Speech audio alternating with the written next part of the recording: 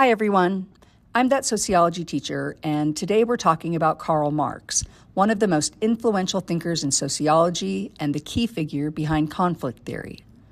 Marx lived in the 1800s in Europe during the Industrial Revolution, a time when factories, cities, and new technology were changing how people worked and lived.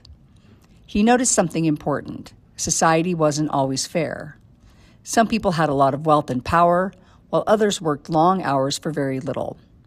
Marx wanted to understand why inequality existed and what it meant for society. Marx believed that society is divided into different social classes, and the key conflict is between the people who own resources and businesses, called the Bourgeoisie, and the people who sell their labor, called the Proletariat. He argued that this conflict is the driving force of social change. In other words, inequality isn't just accidental. It comes from the way society is organized. The owners benefit from the work of the workers, often paying them less than the value of what they produce, while the workers have little power to change their situation. This idea forms the basis of conflict theory, which looks at society as a struggle for power and resources. Unlike structural functionalism, which focuses on stability and order, conflict theory highlights tension, inequality, and competition. For example, consider a fast food chain. The corporate executives earn millions, while workers at the restaurants earn minimum wage, even though those workers are essential to keeping the business running. Or think about housing. Some people can afford big, safe apartments in desirable neighborhoods, while others are forced into overcrowded or underfunded housing. Conflict theory helps us see these patterns and ask questions about fairness, power, and opportunity. Marx also believed that workers could eventually organize and challenge inequality.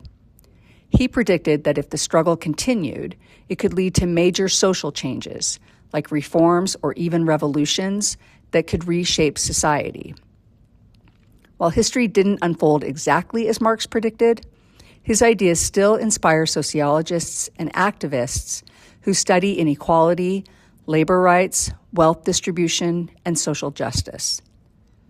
We can also relate Marx's ideas to everyday life. Think about wage gaps in jobs, who has access to health care, or how public resources are distributed in your community. Some groups have more power and resources, while others struggle to be heard. Conflict theory helps us analyze why these differences exist, who benefits, and how social structures maintain inequality. So the takeaway? Karl Marx teaches us to look below the surface of society. Conflict isn't just chaos. It's a way to understand who has power, who doesn't, and why. By studying these struggles, we can better understand the root causes of inequality and think critically about how society could be improved. Thank you for watching. Follow the link below for a short activity where students research an historical sociologist and design a paper doll that virtually represents the person's life, ideas, and contributions to sociology. The final product combines written research with a creative model that connects sociological theory to real-world issues.